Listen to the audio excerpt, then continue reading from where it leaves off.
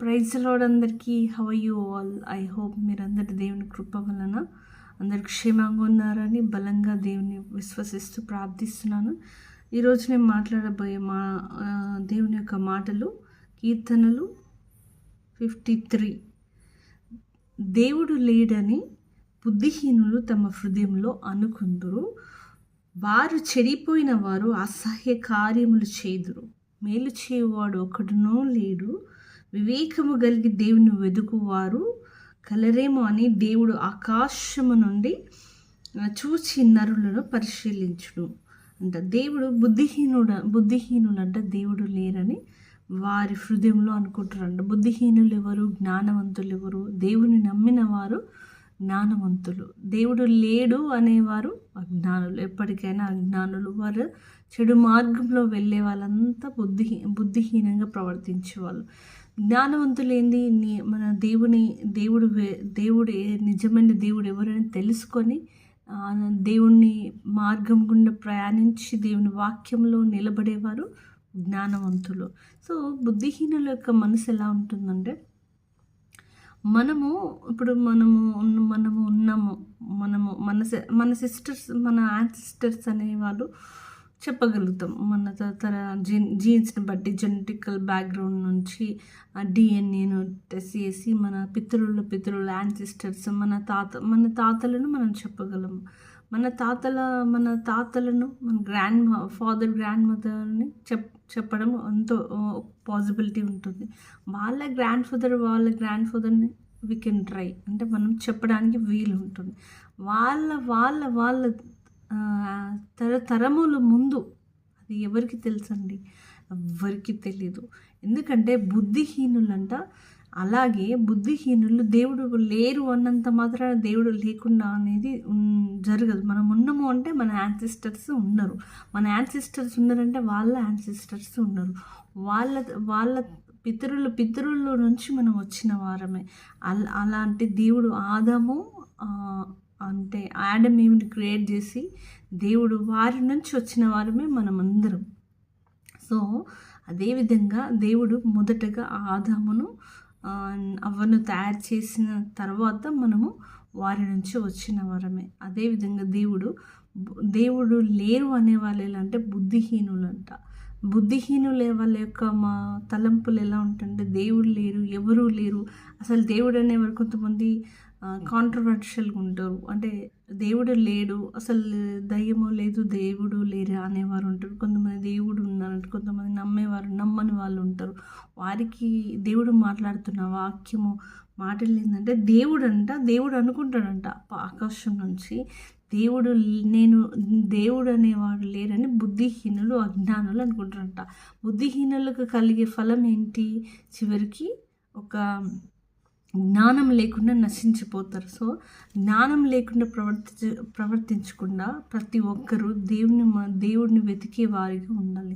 దేవుడు వాక్యమై ఉన్నాడు, దేవుడు వెలుగై ఉన్నాడు, దేవుడు నిరంతరం నిలిచివాడు, నిన్న నేడు ఏకరీతిగా ఉండేవాడు. ఆయనని జీవం గల దేవుడు మన యేసు ప్రభు వారు.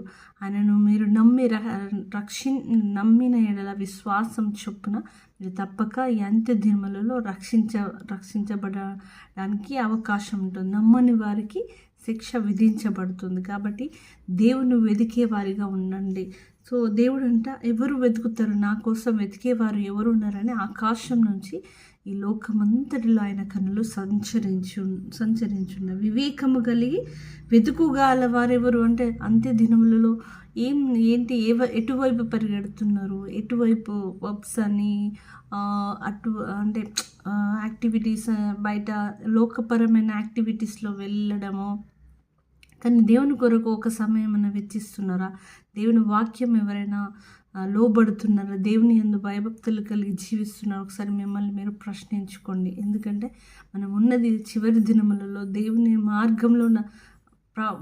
మార్గంను అనుసరించు దేవుని వాక్యానికి విరోధంగా ప్రవర్తించే వాళ్ళకు ఆ శిక్ష, భయంకరమైన శిక్షలు రాబోతున్నాయి. శిక్షలు ఏ నరమాత్రుడు ఉండకుండా దేవుడు మీ అందరినీ ప్రేమిస్తున్నాడు. కాబట్టి ఆయన ప్రేమ, ఆయన కృప మీ పట్ల ఇంకనూ అధికముగా ఉంది. కాబట్టి మీరు దేవుని మార్గంలో నడుచుటకు మీరు ప్రయత్నించండి. మీ హృదయంలో దేవునికి మొదటగా స్థానం ఇవ్వండి. ఆ తర్వాత ఏదైనాను అన్నీ విడిచిపెట్టండి. లోకపరమైనవి ఏవైనాను లోకపరమైనవి ఏంటి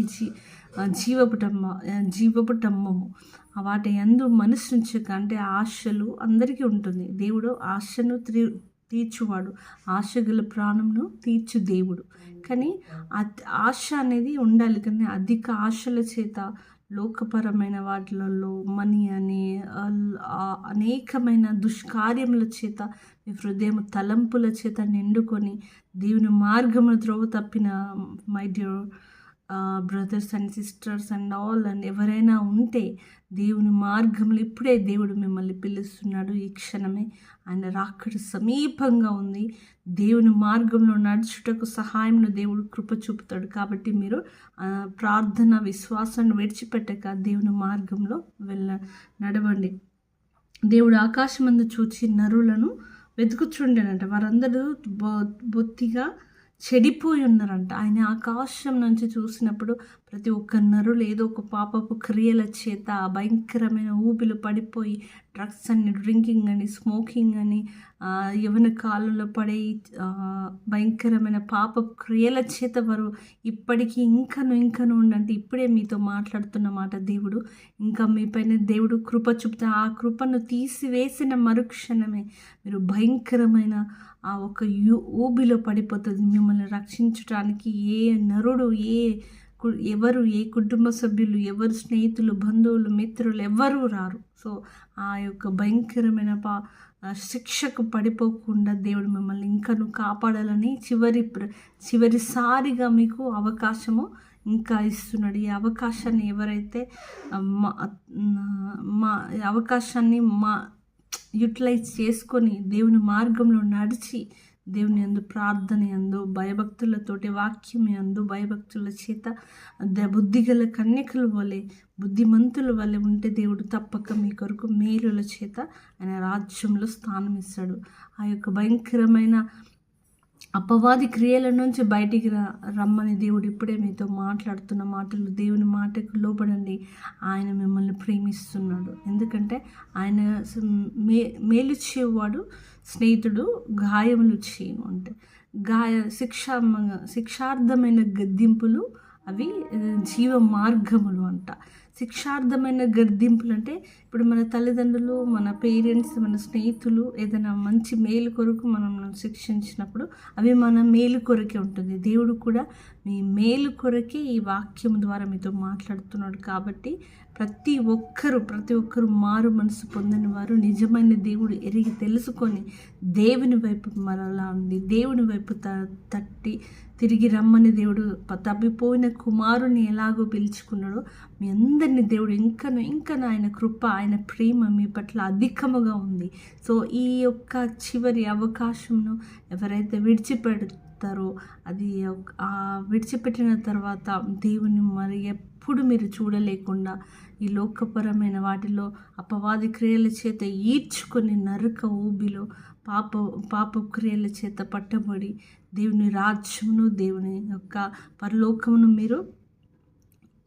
మీరు వదులుకునే వారిగా ఉండకండి. ఎందుకంటే ఆ భయంకరమైన తీర్పులో ఏ నరుడు అగ్ని ఆరదు, పురుగు చావదంట. అంటే అంత భయంకరమైన హెల్లో పడిపోకుండా దేవుడు మిమ్మల్ని రక్షించాలని ఇంకను మీ పట్ల కృప చూపుతున్నాడు. My dear friends and all. So ఈ క్షణమే మీ పాపపు క్రియలను ఒప్పుకొని దేవుని మార్గంలో నడవండి. దేవుడు మిమ్మల్ని ప్రేమిస్తున్నాడు. God bless you all. అందుకే మేలు చేయవాడు అంటే దేవుని ప్రార్థన చేయకుండా మీరు ఉండకండి. ప్రతిరోజు దేవుని ప్రార్థించండి. ప్రతి దినము అంటే ఉదయం లేవగానే ప్రార్థనతో ఆరంభించి పడుకునే ముందు ప్రార్థనతో ముగించండి. దేవుడు కాపుదల మీకు ఎల్లప్పుడూ ఉండాలని ఈ యొక్క వాక్యము దేవుడు మీతో ప్రేరేపణ చేత నేను చేస్తున్న వీడియో.